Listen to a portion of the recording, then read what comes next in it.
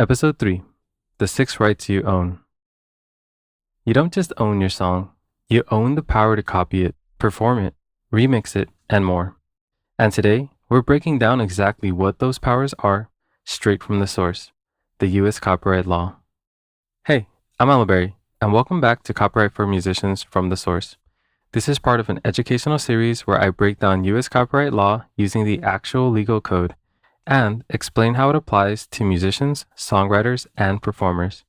If you're into music, creation, or understanding the business behind your art, you're in the right place. In our last episode, we talked about what gets copyrighted, your musical works, and your sound recordings. Today, we're diving into Section 106 of Title 17 to uncover the 6 exclusive rights you automatically get as a copyright owner the moment you create and fix your music. Think of your copyright not as a single thing, but as a bundle of sticks. Each individual stick in that bundle represents a different exclusive right or power you have over your music. You can hold onto all of them yourself, or you can lend out, sell, or share these sticks individually or even in smaller bundles. Understanding these powerful rights is absolutely key to controlling your music and your career. And a quick reminder, I'm not a lawyer. This series is for educational purposes only. If you need legal advice about your own music or rights, definitely consult a qualified attorney. By the end of this episode, you'll know exactly what you control, what others cannot do without your okay, and how each right affects your releases. Right number 1, the right of reproduction. First up, Section 106, subsection 1, gives you the exclusive right to reproduce the copyrighted work in copies or phonorecords. In plain English, this is the right to make copies. For your composition, the song itself, melody, lyrics, and harmony, this means no one else can legally make a copy of your sheet music or lyric sheet without your permission. Think about a company like Hal Leonard. They license this right from songwriters to print and distribute sheet music. For your sound recording, the specific version you recorded, this means no one can duplicate that recording, like burning a CD from your master, making an MP3 copy, or pressing vinyl without your say-so. Every time you save your song in a DAW, you're creating a new digital file. That's technically an act of reproduction. When you upload an MP3 to your distributor, their system creates digital copies, and every one of those is protected by your right to reproduce. Yep, even just bouncing your final mix is technically a reproduction. Wild, right? Section 101 gives us the legal definitions. Phonorecords are material objects that store sound. Think CDs, vinyl, or digital files. Copies cover everything else, like sheet music or visual files. As we covered in our What Gets Copyrighted episode, both your musical work and your recordings have their own copyrights, and this right gives you the say in how those are copied. Right number 2, the right to prepare derivative works. Section 106, subsection 2. Next up is the right to create what's called a derivative work. Section 106, subsection 2 says you, and only you, have the right to prepare derivative works based upon the copyrighted work. In musician terms, a derivative work is anything that builds off your original, like a remix or a sample flip, a translation of your lyrics into another language, or an orchestral version of your song. It's when someone uses your core creative material and transforms it. So, let's say you write a ballad and someone wants to turn it into a club track, or a podcaster wants to use your hook as a theme song, but with new lyrics. Those are derivative works, and they can't happen without your permission. It's important to note, however, that ultimately, only the courts can definitively decide what truly constitutes a derivative work in a given situation.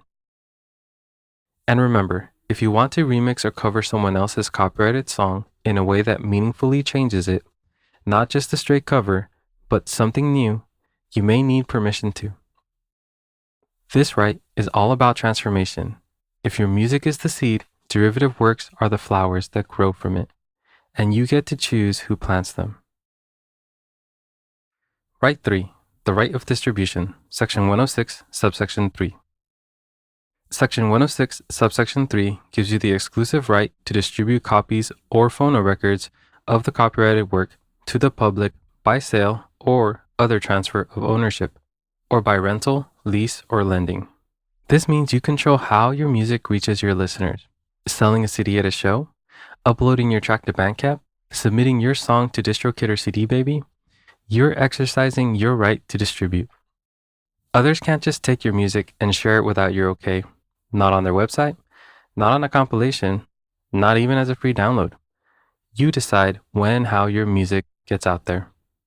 This right also applies to physical and digital formats. Whether it's vinyl, USB drives, or streaming platforms, distribution begins and ends with your permission.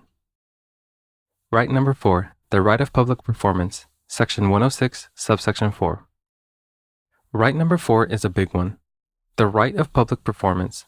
Section 106, subsection 4 says you have the exclusive right to perform the copyrighted work publicly. This applies mostly to musical works, the composition, not the sound recording.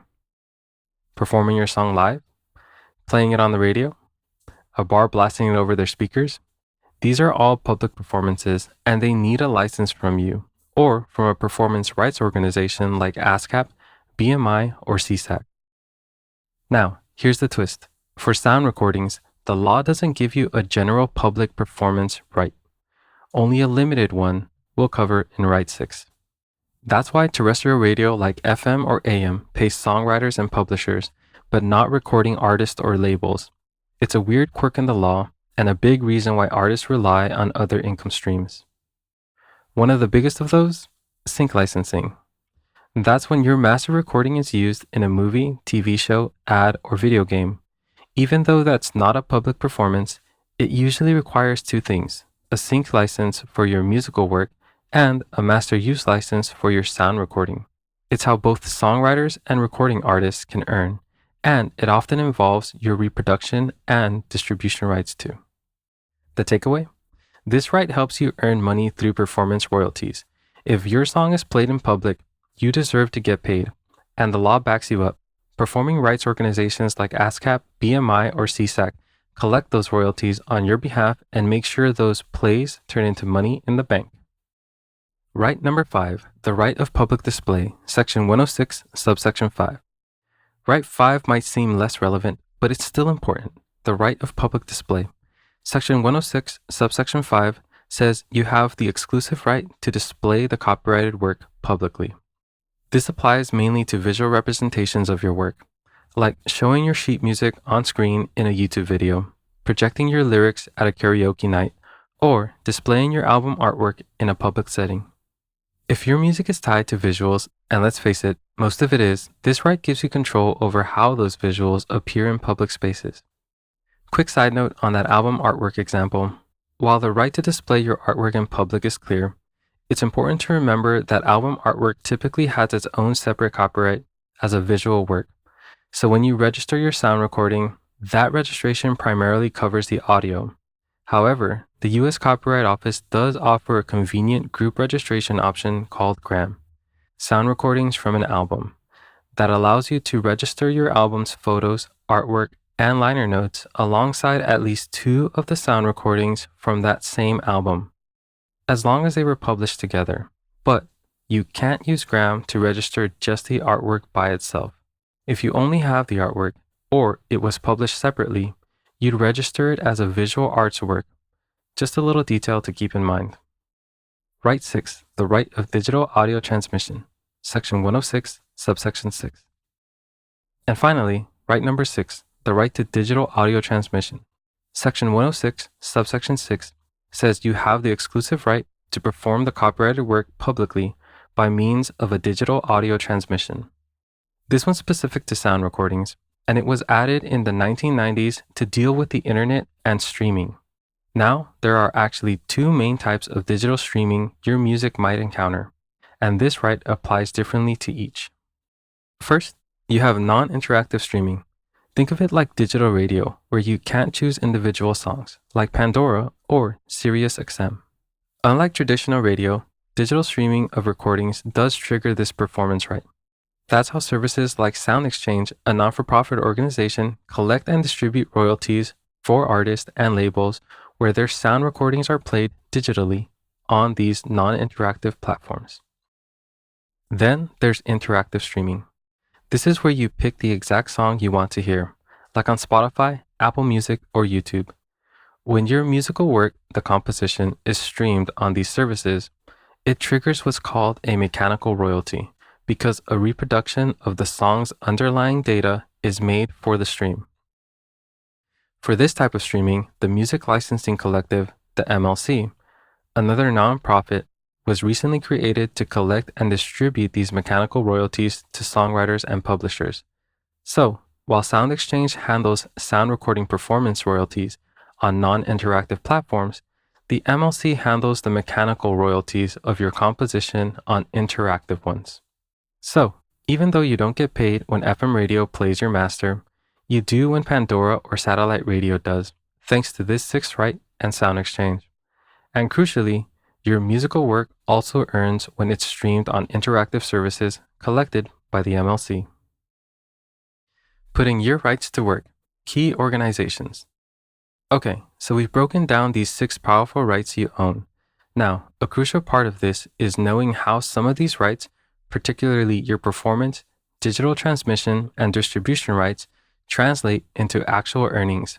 Several key organizations are set up to help you with this, and it's generally wise to get familiar with them and sign up if they apply to what you do.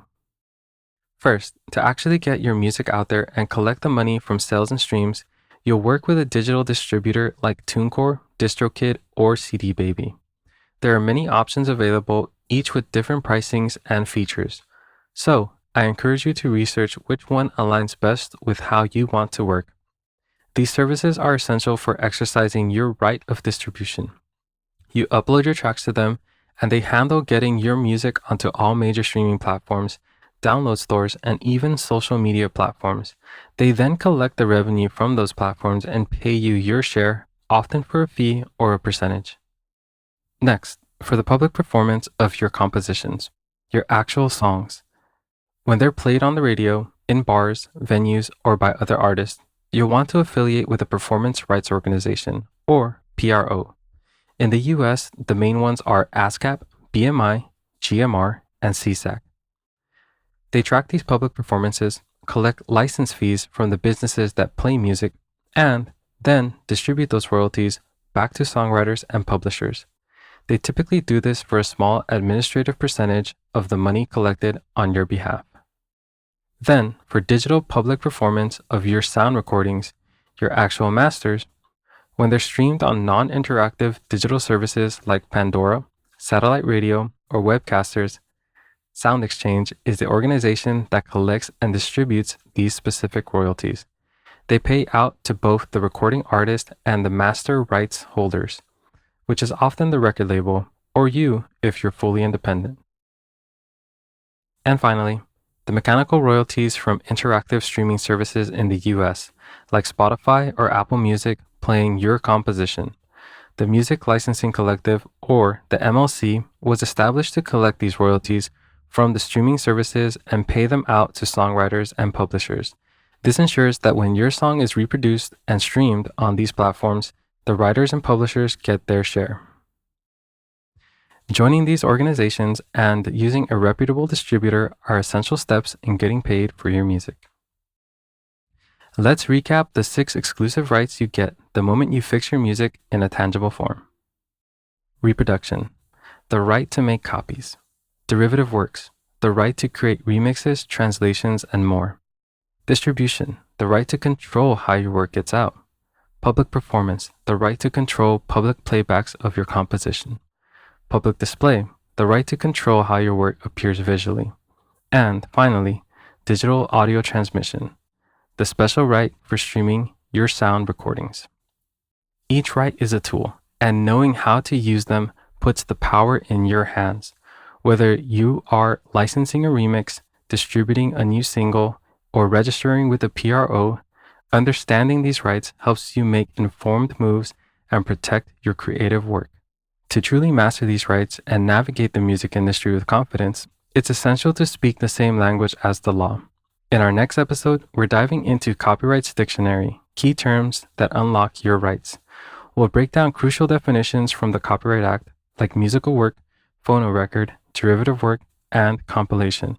to give you even deeper clarity on your creative ownership. If this helped you, hit like, subscribe, and share it with another artist who needs to understand their rights. Your support helps us empower more musicpreneurs. For even more ways to grow and protect your art, check out these valuable resources. Beyond the Music, the Musician's Business Plan. Dive into the full series for your complete roadmap to a sustainable music career. Copyright for Musicians from the Source. Revisit previous episodes in this series to learn more about protecting your creations. Our companion blog. Find a deeper dive into this episode's topics and more on our WordPress site. Our Substack newsletter. Get exclusive monthly insights, updates, and strategic takeaways delivered directly to your inbox. Also, in the description, you'll find everything we talked about: ASCAP, BMI, GMR, CSAC, SoundExchange, the MLC, the official Title 17 law from the U.S. Copyright Office, and where to register your music. It's all there to help you take the next step. All these links, plus ways to support the channel via Ko-fi or connect with me on Blue Sky, are right there in the description below. Thank you for listening and have a wonderful day.